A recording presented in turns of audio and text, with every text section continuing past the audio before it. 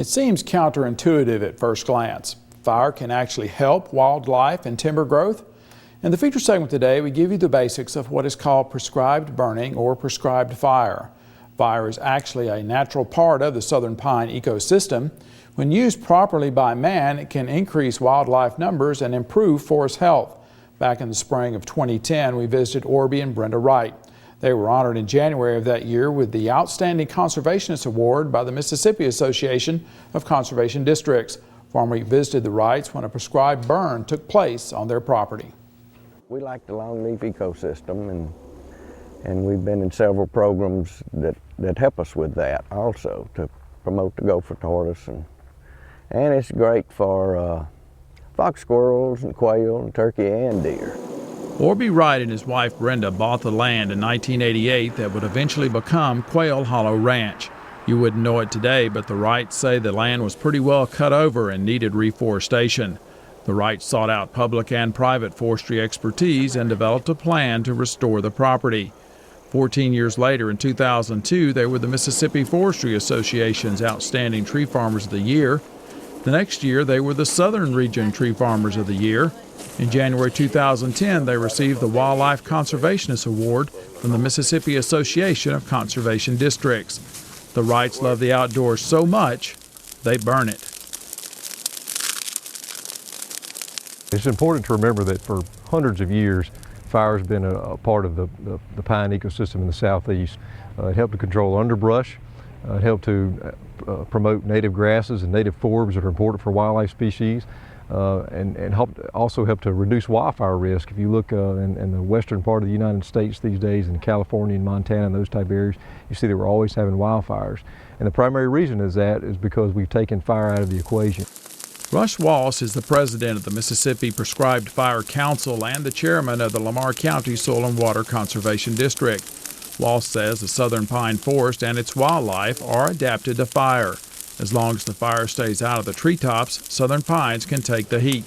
The fire also clears out the understory, creating anew the habitat that the animals of the southern pine ecosystem need. Fire just starts the process of plant succession over. We reduce the woody growth and the hardwood competition. We reduce all the dead grasses. So right after a burn for the summer, several summers after the burn, we have all of these lush plants coming back, all these native grasses and all of these broadleaf weeds that are going to provide food sources and cover. The proper use of fire in pine timber and wildlife management is called prescribed burning. As the name implies, it's not done indiscriminately. It's planned for the given area to be burned. A person certified in prescribed burning creates the prescription. The certified prescribed burn managers have gone through the burning short course in Mississippi. And they learn about weather patterns, they learn about firing techniques, they learn about fuel loads and fuel conditions and right burning conditions. They know all of the pieces to the puzzle of prescribed burning. To legally conduct a prescribed burn in Mississippi, you must have a notarized burn plan for the site. A certified prescribed burn manager must be on site during the burn. You must secure a burn permit from the Mississippi Forestry Commission on the day of the prescribed burn. There are advantages to following the law. By using a certified prescribed burn manager, you have an experienced person who knows how to conduct a prescribed burn where it won't get out of control. Following the law also gives you legal protection. If you have followed the letter of the law, which means you've had your burn plan, burn manager on site, got a burn permit, then if a fire gets out and causes damage to a neighboring property, then they have to prove negligence, that you were negligent on your part. And if you followed all those steps, it's going to be very hard for them to prove that negligence.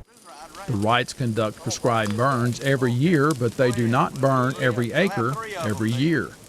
Longleaf, typically we burn every other year, at least we try to. And then of course we rotate different areas and leave some unburned areas for nesting for the turkeys and quail. As fires move through here, they're not just going to be in that stand and get burned up. They're going to move out, but they've got cover to go to because we haven't burned all the property at one time. They've got cover to move to. So wildlife are very resistant to prescribed fire and also very adapted. Just as I went up the house a while ago, is bringing the water back, there was 4 fox squirrels in the front yard. Just, you know, you just You have geese in the back, and I saw 2 big turkeys walk across the yard this morning, and you know, that's just something that not everybody, you just can't have without working at it. Prescribed burning is not done simply by getting on the upwind side of a track and allowing the fire to sweep across the entire track at one time. Torches are used to set fire to small strips, working from the downwind edge of the track to the upwind side. This keeps the fire manageable, out of the treetops, and it's much less likely to jump the fire lanes.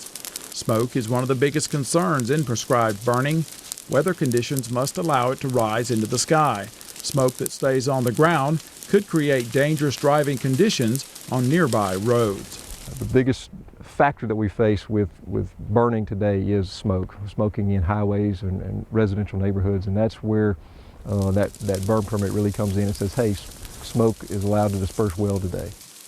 Gary Blair, South Area Vice President with the Mississippi Association of Conservation Districts, says the Wrights were deserving of the MACD's Wildlife Conservationist of the Year award. They're involved in reestablishing the gopher tortoise on their property. Blair says the Wrights have also assisted the Lamar County Soil and Water Conservation District by hosting education events for landowners and youth. The property has been a training site for the MACD-sponsored Envirothon competition. A lot of our programs now are geared toward education. I would say that's our largest component, is educating not only the public and the farmers and the landowners, but also our young people, our students. We do a lot of our programs are geared toward our young people and getting them aware of what conservation practices are and what things that they can do to assist the natural resources that God has given us. Using poplar lumber salvaged after Hurricane Katrina swept through their property, the Wrights have built a creekside pavilion. That's something that we wanted to do, and it gives us an opportunity to have a place so that we can have the school kids come in, and we have field days down here and things like that. It's just it's an ideal spot rather than in a more residential kind of setting. Brenda Wright says getting young people interested and knowledgeable about conservation is vital. Well, if the young people aren't interested and don't learn about it, it ends with, you know, these generations. But most young people, given the opportunity, they love the outdoors.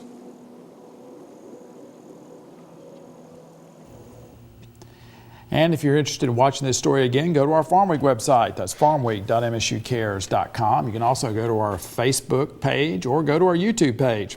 We'll also have some telephone numbers and links to a variety of agencies where you can get additional information on prescribed burning or prescribed fire. That's farmweek.msucares.com. And Leighton might mention, my brothers and I wanted to do some prescribed burning on our parents' property down in Smith County.